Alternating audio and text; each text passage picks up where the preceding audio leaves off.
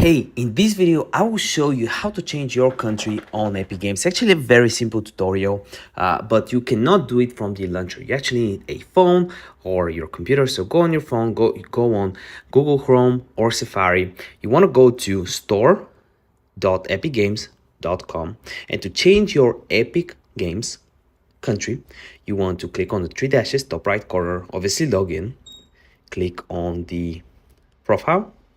From there, you want to click on account. And when it loads up, you have a few options. The first thing you want to know is that if you have completed any purchases, you are not able to change it automatically, but you can still change it. As you can see, when I click on the I button, the information button tells me that. So you want to click on the blue button right here.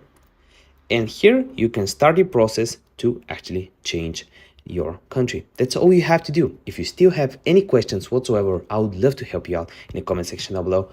So please let me know if you have any issues. If you like the video, if it helped you out in any way, please like it for the algorithm and hit the subscribe button. See you next video.